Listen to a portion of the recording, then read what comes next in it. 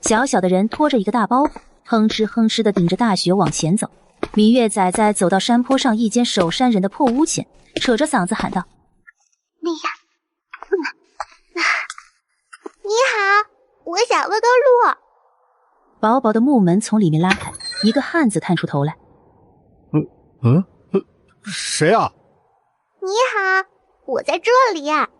汉子听见声音低头望去，却见一个刚到他大腿的小奶娃扛着一个比他还高的麻袋，半个人都埋在雪里了，却依旧甜甜地笑着看他。哎呦，我的亲娘！谁家的孩子这么大雪搁外头跑啊？哎呀！汉子吓了一跳，急忙将他从雪地里提溜出来。明月被架着嘎吱窝，觉得有点痒。你叔叔，请问金陵怎么走？什么？汉子以为自己听错了，这里可是五里坡，距离金陵还有近100里地呀。金陵，我要去找我爹爹，他快要数了。明月认真地看着他，举着手艰难地掰算了一番。还有2天，我爹爹就要数了。如果我不去救爹爹，爹爹又要历劫失败了。算上这一世，我的爹爹已经历劫200年了。老严说了，爹爹已经失败了2次，再不回去，地府都要乱套了。你是说你爹爹要死了？可这里往西还要走100里才到金陵啊？往西？西是哪个西呀？明月歪着小脑袋，没分清楚东南西北。哦，那边。你要自己去啊？叔叔，快放我下来吧，我可以的。汉子将他放下来，便看见他转头拆开麻袋，撅着屁股不知道在找些什么。你是小道士？我不是啊，我是冥王仔仔呀。叔叔，今晚此时无论谁来都不要开门哦，一直举着它，等过了天明，你就能长命100岁了。真累。我谢谢你啊。不客气，我要走啦。等等，你这样会冻死在路上的。等明日有人来换着守山，我带你走吧。不行啊，我爹爹要数啦。明月头也没回，继续拖着麻袋往西走。没走几步，他又不放心地吼了一句：“叔叔，明天守山的人今晚就会来，记得别开门。”汉子有些奇怪地挠了挠头，看着手上的黄符，不由得一顿。等等，这方圆10里了无人烟，他从哪里来的？一阵寒风吹过，汉子打了个冷战，再抬头，哪儿还有什么奶娃娃，只在雪地上留下长长的拖拽痕迹。汉子后背发凉，急忙关上门，嘴里念着阿弥陀佛，走到火堆旁。阿弥陀佛，阿弥陀佛，阿弥陀佛，阿弥陀佛。夜幕降临，大雪似乎没有减缓的迹象。门外传来的敲门声把汉子吓了一跳。老七，是我，开门。大牛，这么大雪，你怎么现在来换更？老七觉得奇怪，却没有多想，刚起来准备去开门，手上动作一顿，鬼使神差的想起今日那孩子说的话，手不自觉地摸上口袋的黄符。不要开门4个字在他耳边反复响起，敲门声越来越急促，像催命符一般，咚咚咚，敲得他心头发慌，手心发烫，让他瞬间清醒过来。只见黄符突然发烫，瞬间化成了灰烬。开门！门外的声音变成凄厉的惨叫声，诡异的让人头皮发麻。阿弥陀佛，阿弥陀佛，阿弥陀佛，阿弥陀佛。老七顾不上烫手，双手合十，就黄符灰放在胸前，念叨着阿弥陀佛，一直念到天亮。外面没了动静，他也不敢出去，一直到太阳从窗缝透进来，他才颤颤巍巍地打开门。昨晚风雪太大，整个山头都埋在皑皑白雪之中，哪有什么大牛，半个人影都没看见。没等来大牛换班，老七只好自己回去。谁曾想，刚到村口，便听见哭喊声：“大牛，你走了，可是我们娘俩怎么过呀？”老七这才知道大牛居然死了，他匆忙上前，家人看见他安然无恙，这才松了一口气。昨天下午，大牛打算去提更，没想到大雪埋了山崖，当场就摔下去了。昨天下午？哎，是啊，昨天下午就抬回来了，当场就没命了。昨天下午就死了？那昨天晚上那个敲门的人，不，那个东西是什么呀？如果没有那个小道长给的黄符，躺在这里的恐怕就不止大牛了。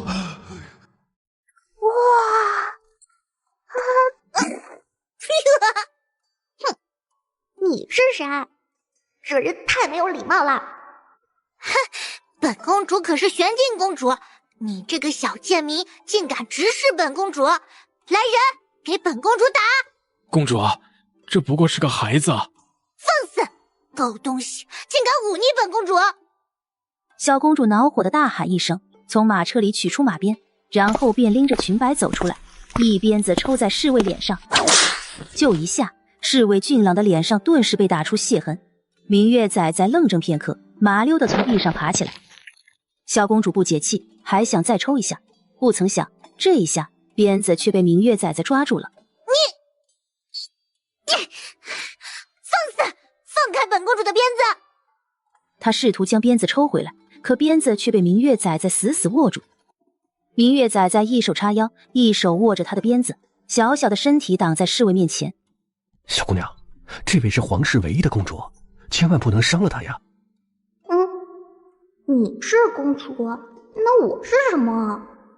老严说了，他爹爹的人间身份是皇帝的胞弟，他这个身份是目前皇室唯一的子嗣。所以这个是冒牌货。对，冒牌货，快窃行！明月从大包裹里抽出桃木剑，对着小公主猛地一拍。父王救我！小公主扭头就往城门方向逃跑。明月当然不会放过这个冒牌货，他一手扛着大包裹，一手拿着桃木剑，追着小公主狂奔而去。快保护公主！你们几个快到皇城报告禁军！明月追到一半，便看见一道黑气飘过，他站在原地嗅了嗅，小肚子咕的一声。饿了。明月仔仔顺着黑气寻去，最终停在了一座府邸门前，赫然写着晋王府3个大字。晋王，爹爹。明月仔仔大喜，难怪这里黑气这么重，他的爹爹可是丰都大帝转世。他吸了吸黑气，觉得肚子好像更饿了。门外的侍卫看见他，温声哄道：小姑娘，这里是晋王府，快走吧。我知道呀，我就是来找晋王的。明月仔仔点了点头，抬脚就往里走。侍卫忙上前拦住他，明月仔仔却像小鱼儿一般，嗖的一下就从侍卫脚边溜了进去。爹爹，仔仔来救你啦！黑气最重的屋子，肯定就是他爹爹待的地方。砰的一声推开房门，床榻上俊朗的男子安静地躺在那里，他脸色苍白，脸颊消瘦，眼看着出气多进气少，人快要没了。爹爹！明月趴在爹爹怀里，心满意足地吸食着他身上的黑气。管事带着人闯入时，便是看见这副场景。王爷！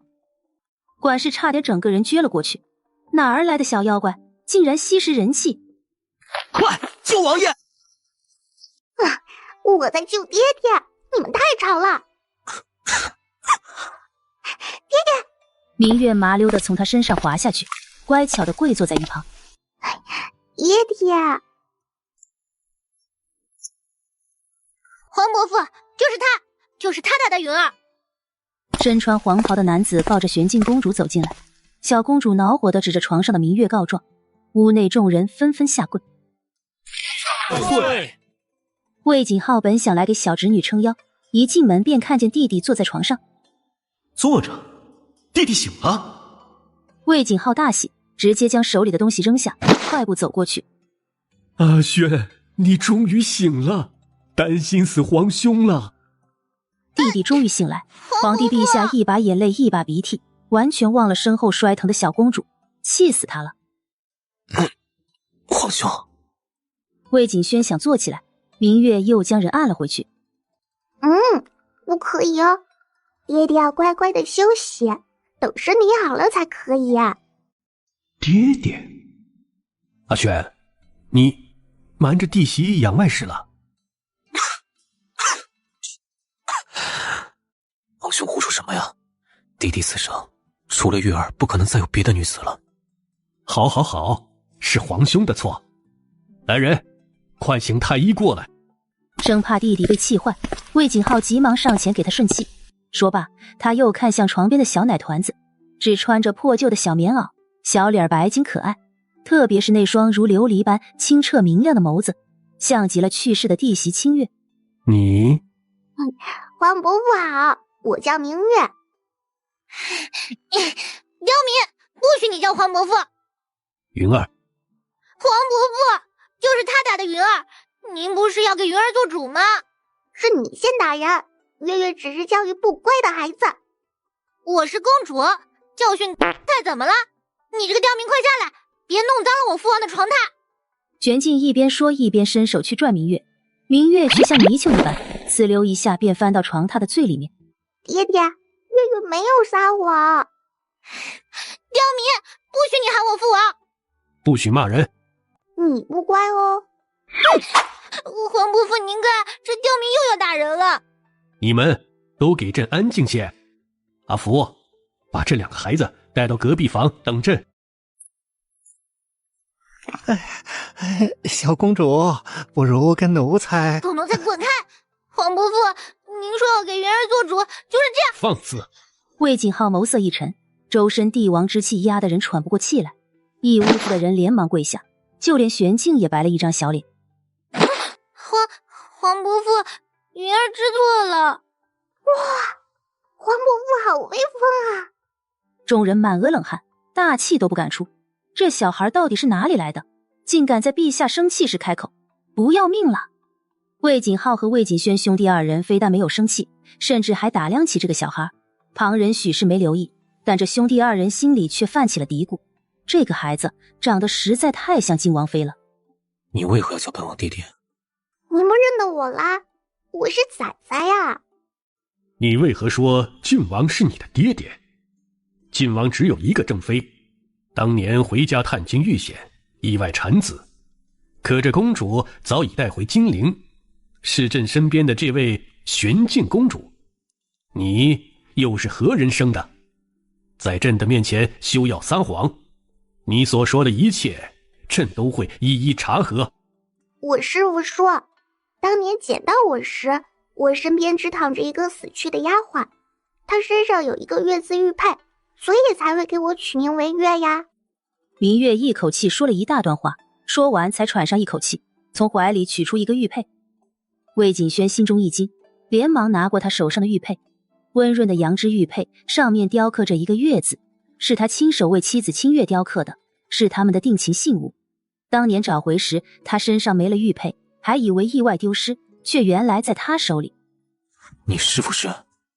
我师父是三清观老观主啊。三清观，这是江南很有名的道观。刚巧清月就是江南总督之女，当年就是回江南探亲才出的事。你是我的女儿？爹爹，您认出月月啦？啊，父王，我才是您的女儿呀！不，你不是。不是，这什么毛病？皇伯父，您说句话呀！魏景浩垂眸看着玄静，又看向乖巧的明月。说实话，他也觉得明月才是弟弟的亲生女儿。弟弟自幼聪慧，弟妹更是大家闺秀，可偏生玄静自幼刁蛮跋扈，文不行武不就，琴棋书画更是不堪入目。皇伯父，钦天监可说云儿是大晋的福星。钦天监说的是晋王之女。晋王之女是大晋的福星，那明月才是晋王的亲生女儿，岂不就是她才是福星喽？往日即便她再跋扈，她是大晋皇室唯一的子嗣，谁都会让着他。如今突然跑出一个小乞丐，说他才是晋王的女儿，简直荒唐。恼怒地爬上床，伸手去拽明月。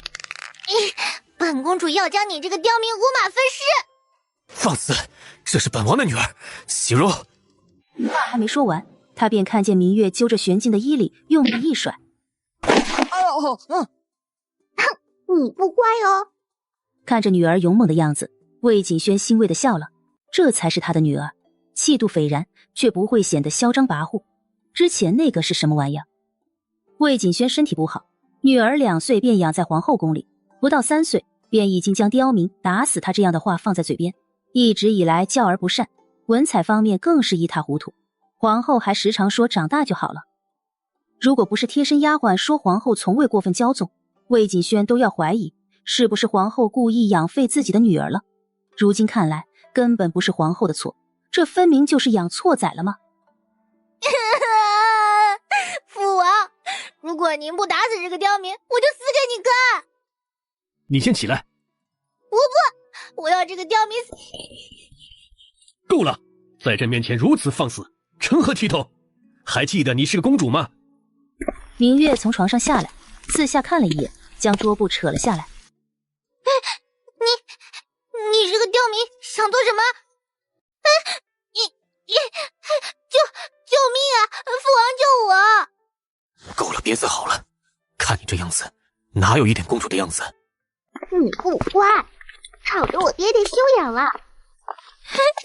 你放开我，我求求你了！不行哦，不乖的孩子要受到惩罚哟。将人拖到隔壁房间，他抬起小短腿踹开房门，将玄镜扔了进去。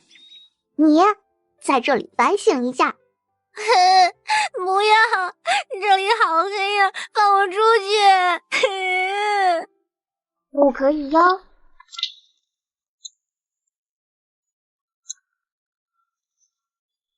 爹爹，月月已经教育他了，不会有人妨碍爹爹修养的。皇兄看呢，他的言行很像我的月儿。你放心，当年的事儿，皇兄定会重新彻查。林寻扒着门框，看见明黄色衣袍的男子背对着自己，立马猜到此人是皇帝。听见他们的对话，林寻聪明的脑袋瓜一转。哇，不得了，原来那尖嘴鸡是假冒的。姑父，靖王叔叔，这位大侠才是我的表妹吗？哎呦，我的小公子啊！寻儿，你怎么来了？林寻向来调皮，是林贵妃的侄子，也是淮安侯府最小的公子。说起来也确实是玄镜公主的表哥，但林寻脾气直，玄镜跋扈，两人见面就打架。可偏生玄镜是皇室唯一的公主，即便是林贵妃也对她礼让3分。是以林寻对玄镜很是不喜。魏景浩对淮安侯甚是倚重，因而对林寻的无礼也没有太在意。他只是叮嘱道：这事儿朕还需要查证，你不可对外胡言。姑父，依我看，她这么善良，而且还这么厉害，一看就是靖王叔叔的女儿，根本就不用查了。当然呀，我就是爹爹的女儿呀。当然，月月就是爹爹的女儿。来人，快去找几套新衣服来，替小公主沐浴更衣。哦，对了，再准备一些膳食，小公主方才教育人，肯定累着了。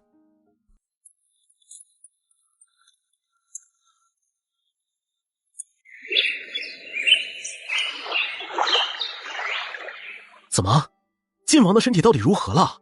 有话不妨直说。王爷的身体康健。康健？你昨日不是说晋王快不行了吗？你这是在诓朕！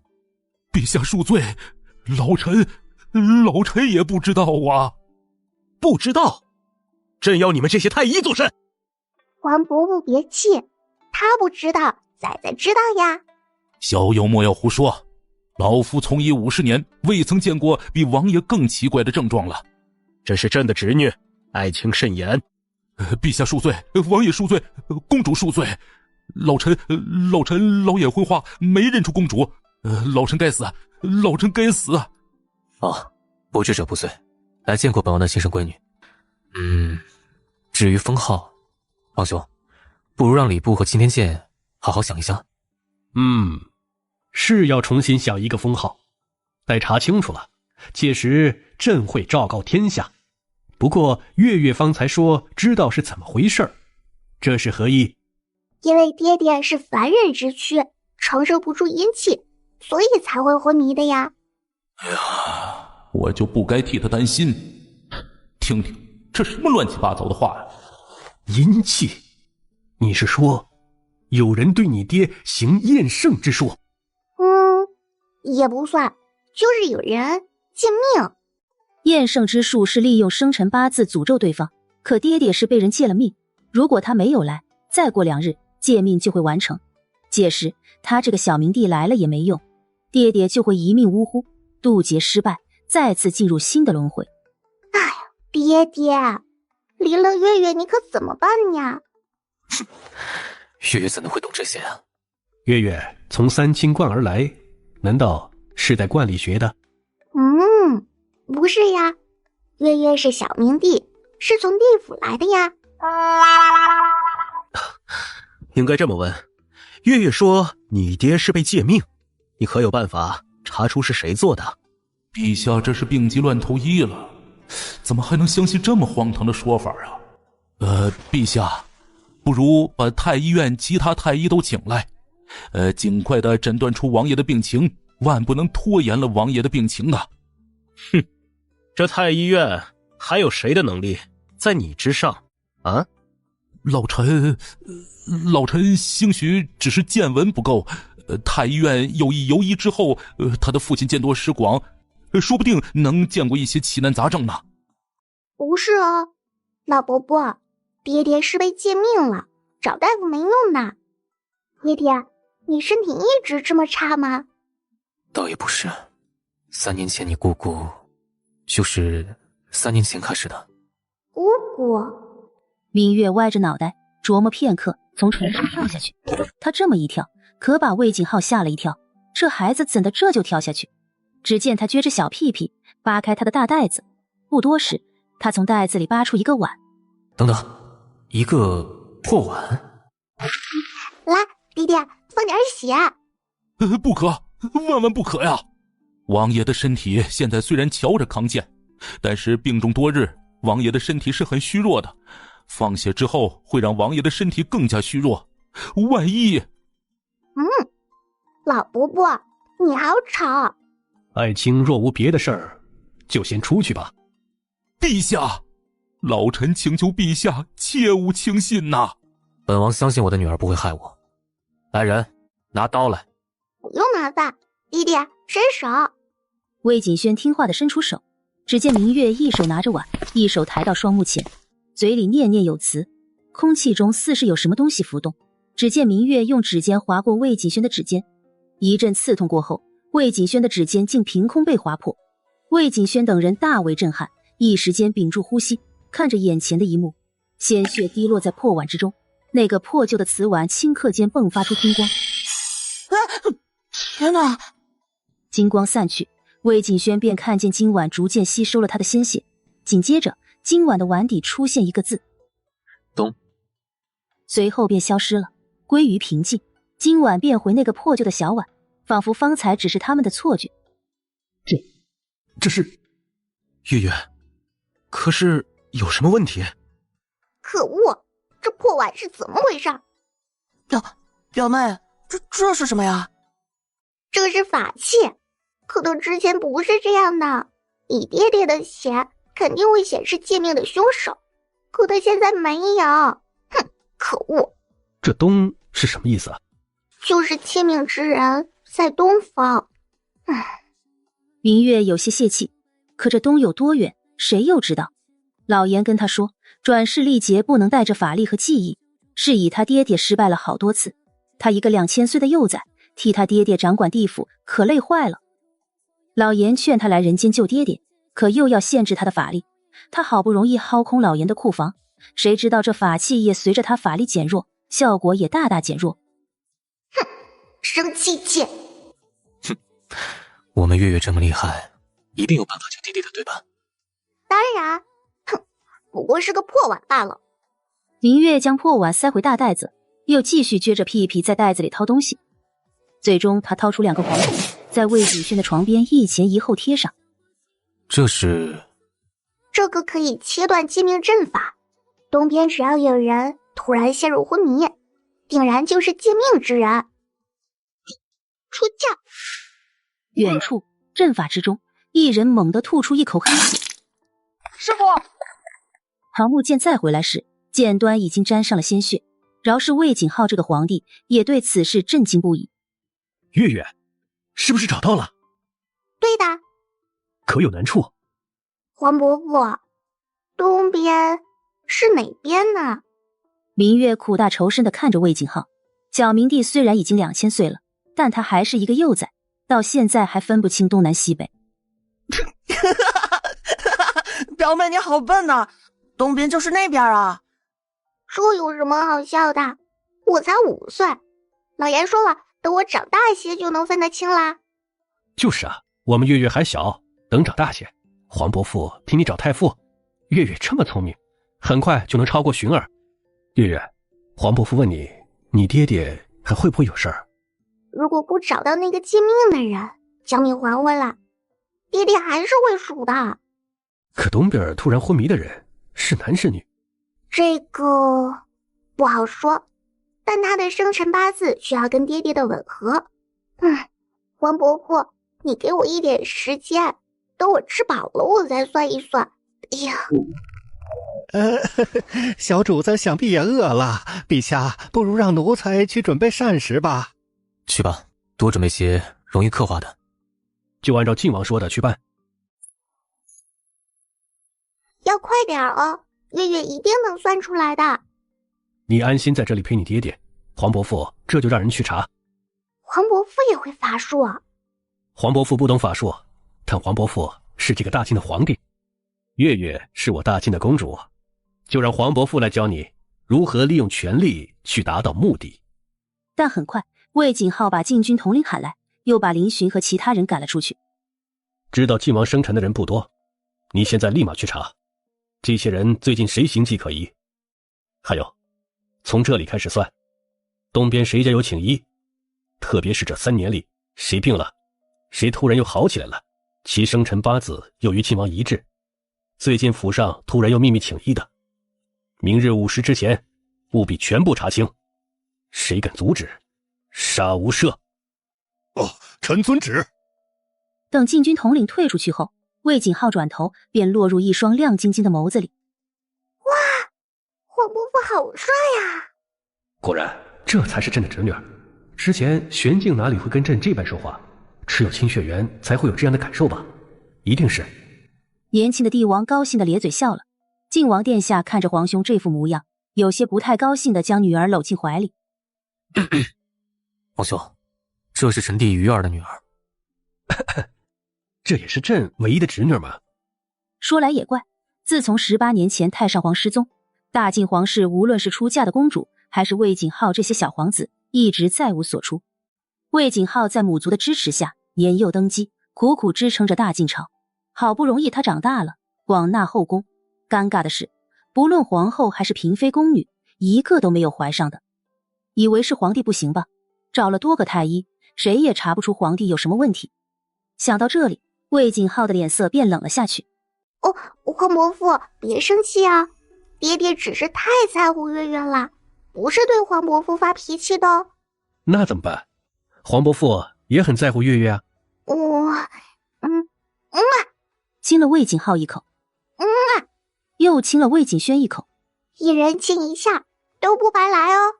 哼，哪来的小团子这么可爱啊？爹爹，月月是从地府来的。这时，要来照顾明月的宫女已到，禁军统领把人带进来，是2个10几岁的小宫女。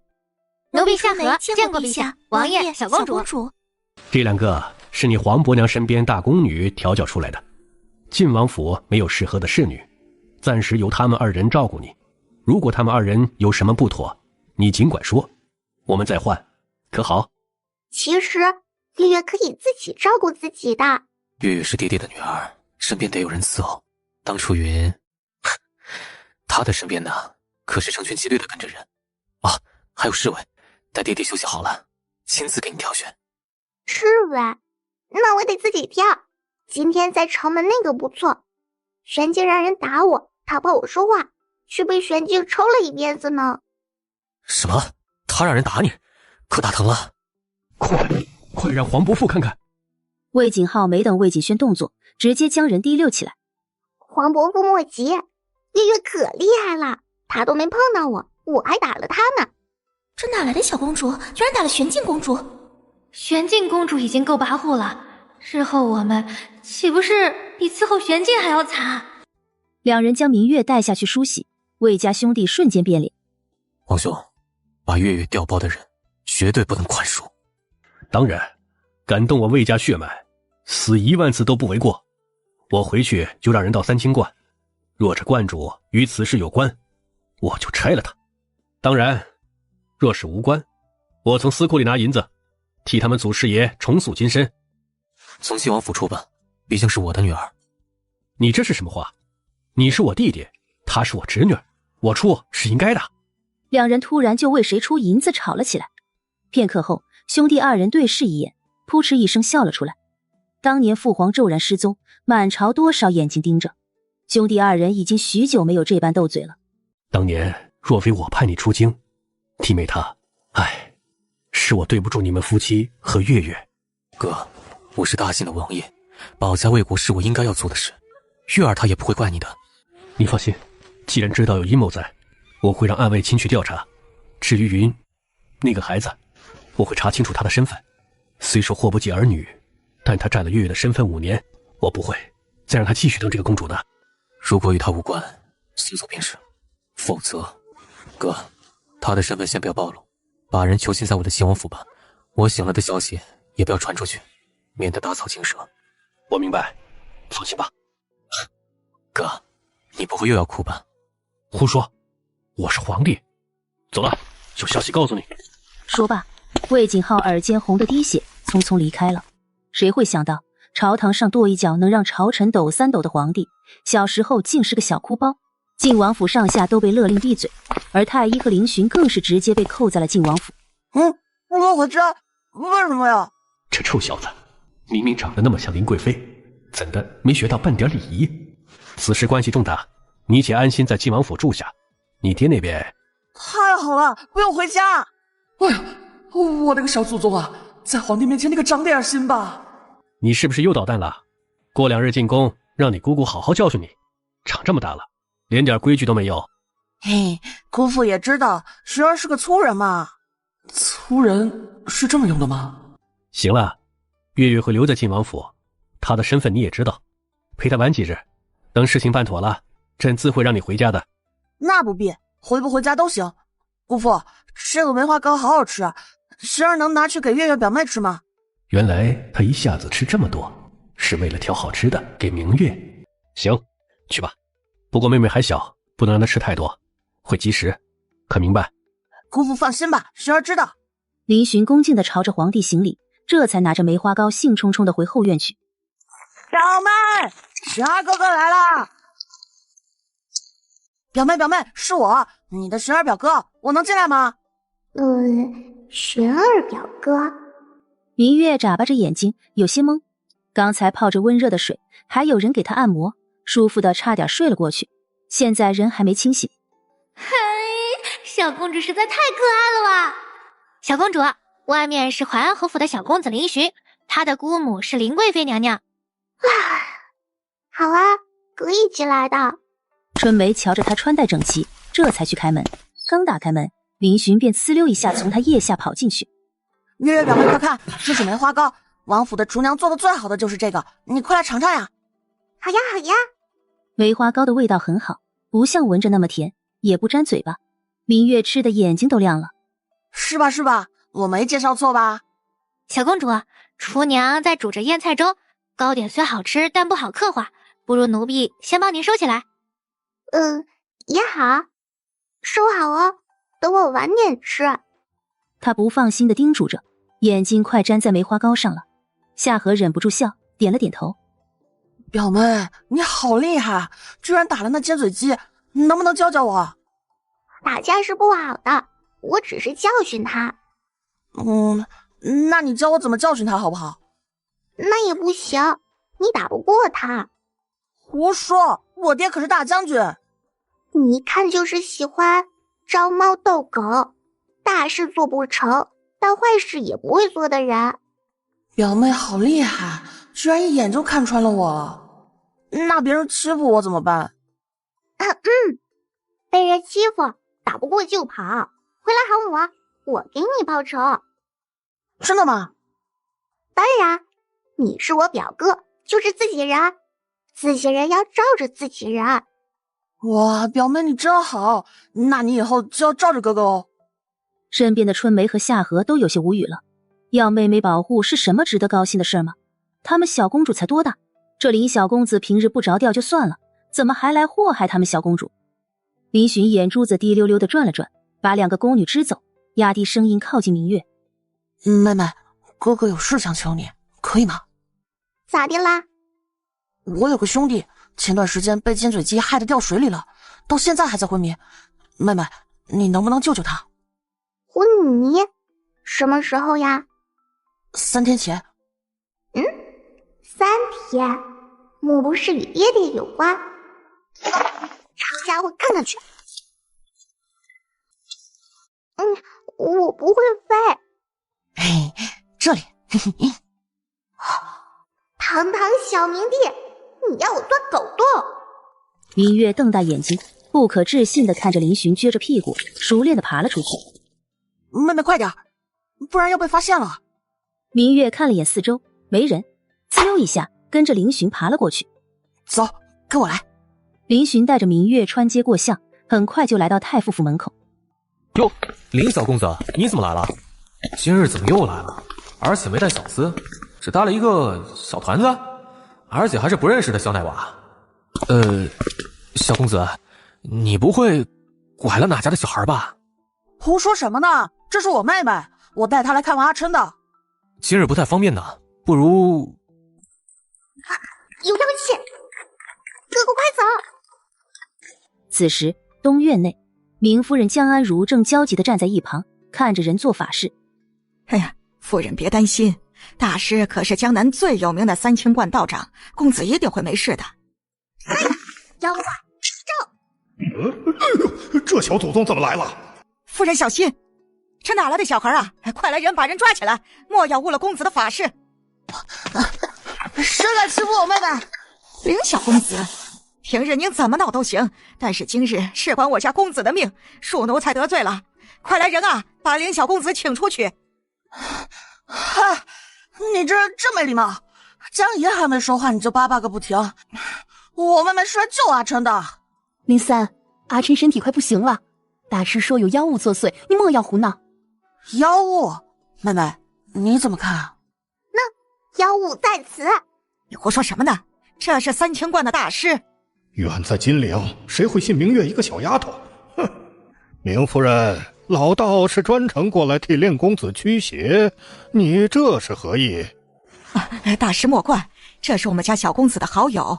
林小公子，你要是害了我们家公子，淮安侯那边可说不过去啊。妹妹，胡说的是你，你这是在害人。老道也不跟这些小子置气，只是明夫人若信不过老道，那便无缘了。银子退还给夫人，我们走。他扭头看向小徒弟，小徒弟了然，立马开始收拾东西。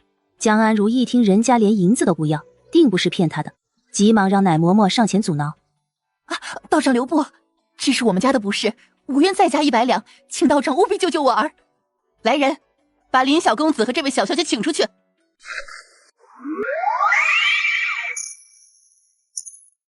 我在，你别想杀人。又是你这个小丫头！他的血是绿色的。天哪，妖怪是妖怪！快保护夫人啊！快保护公子！整个东院乱糟糟的，大师眼看事情败露，也不装了，他转身扑在小徒弟身上，一张嘴便咬了下去。啊！你不乖啊！他让他现形，但没有让他咬人呀。明月掐诀冲了过去，吓得林寻尖叫：“妹妹小心！”其他人一阵心惊，这个小团子这么冲上去，能抵得住那妖怪几口啊？他们已然想到小团子被撕碎的下场，不曾想，小团子这么直愣愣冲上去，小桃木剑不偏不倚地刺在大师的屁股上。所有人都愣住了，包括大师。明月刺上去，却发现桃木剑刺不穿。可恶！你这妖怪，快现形！他生气地反复刺上去，就在第3下时，像是刺破了什么无形的墙壁，一道黑气从大师的屁股冒了出来。慢慢快跑！曹凤臭屁了！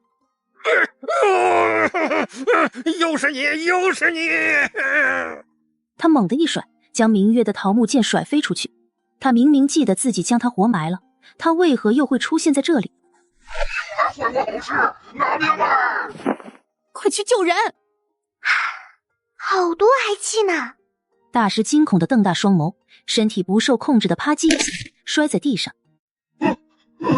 怎么回事？我的高气为什么会越来越少？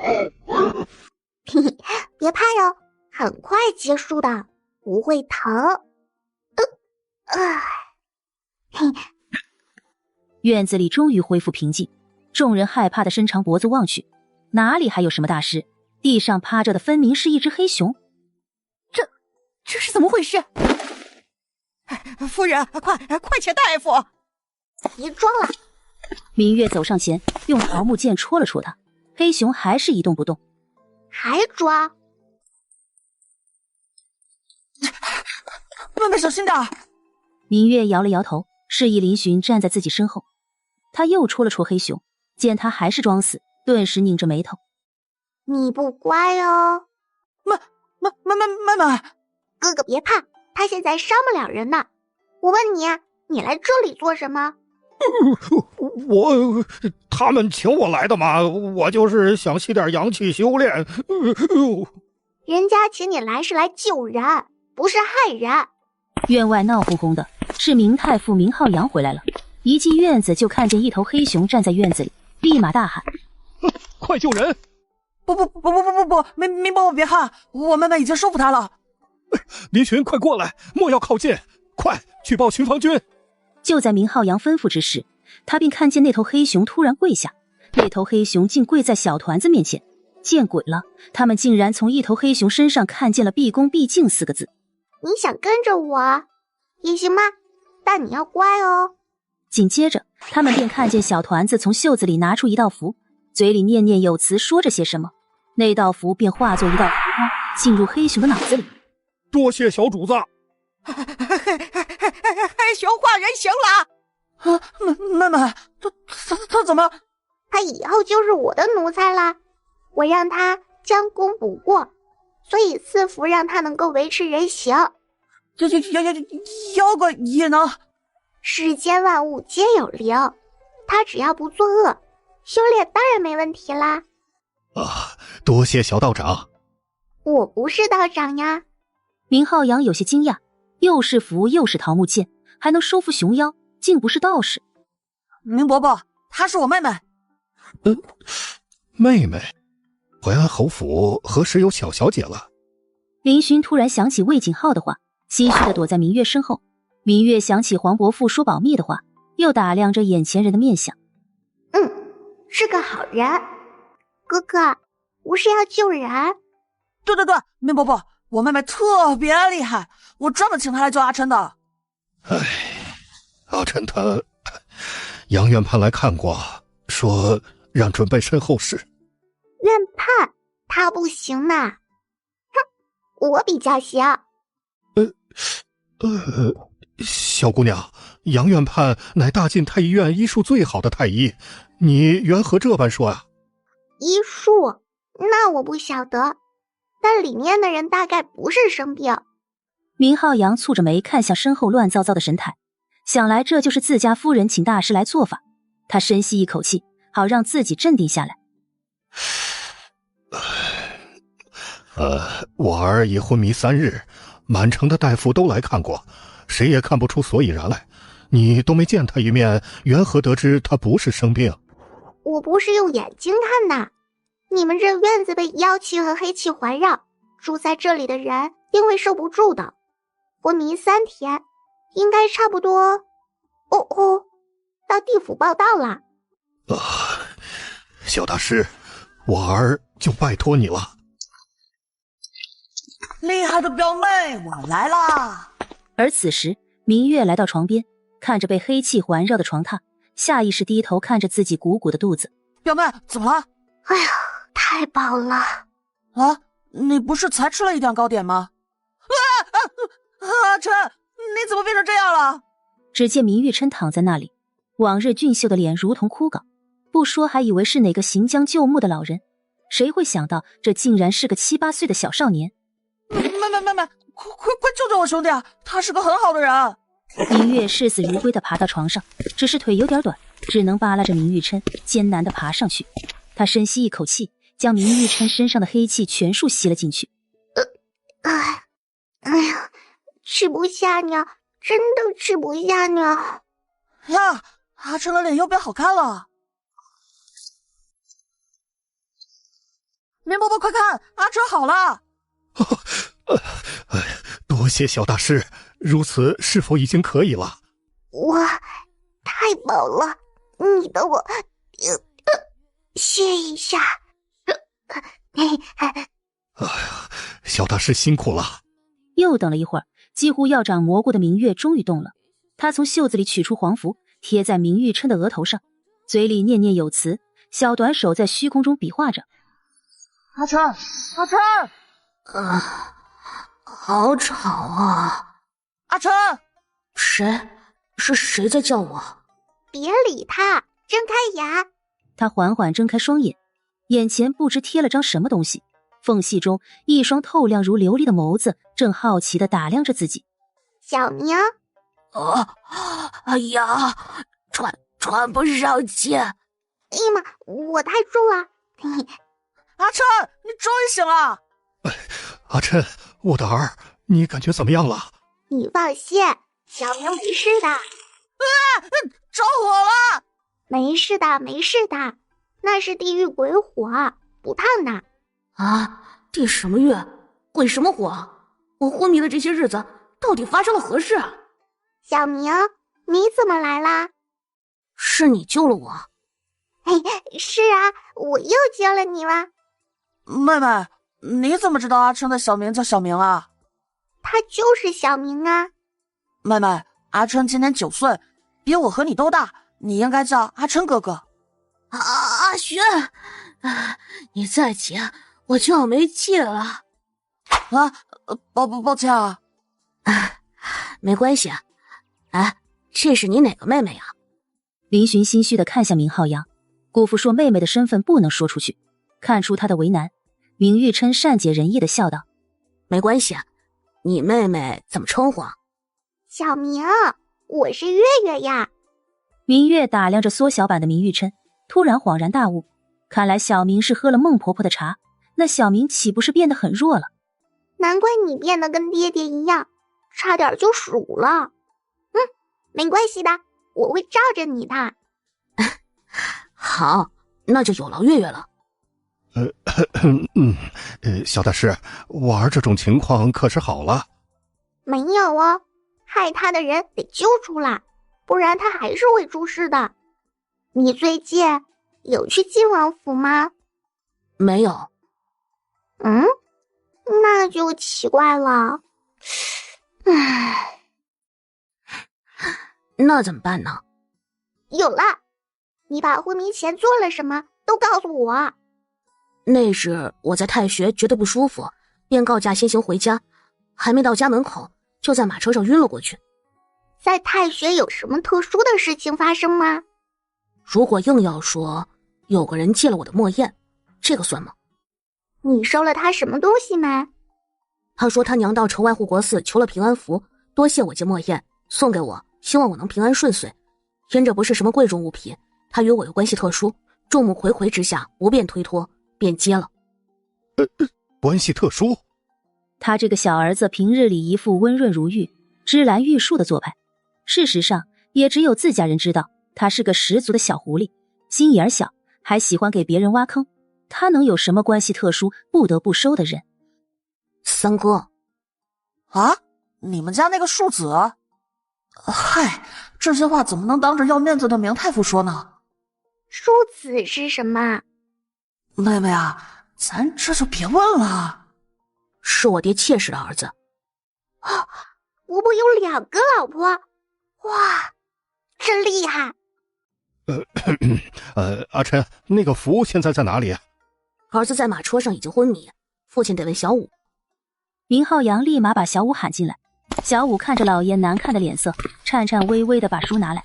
明月一看书上黑气环绕，连忙喊道：“别碰，放下！”小五瞬间举起双手，书本掉在地上，把平安符摔了出来。明月捡起来，动作利索地拆开平安符，里面竟然包着碎发以及一些烟灰。地狱鬼火瞬间将平安符烧毁。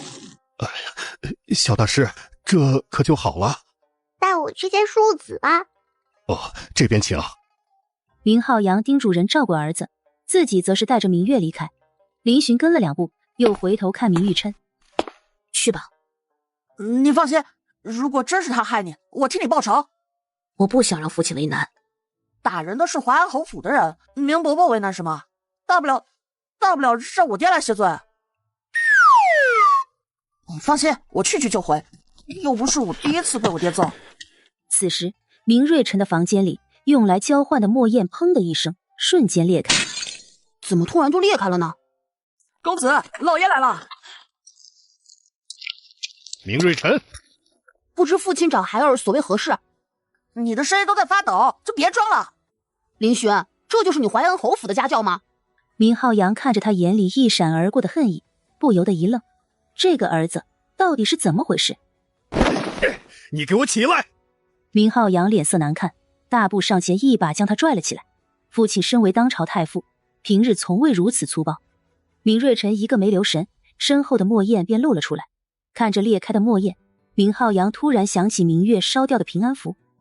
真的是你？你为何要害你弟弟？父亲此话何意？孩儿何时害过弟弟？你还狡辩！你送给阿琛的平安符里有碎发和烟灰，大师都说了，那是害人的东西。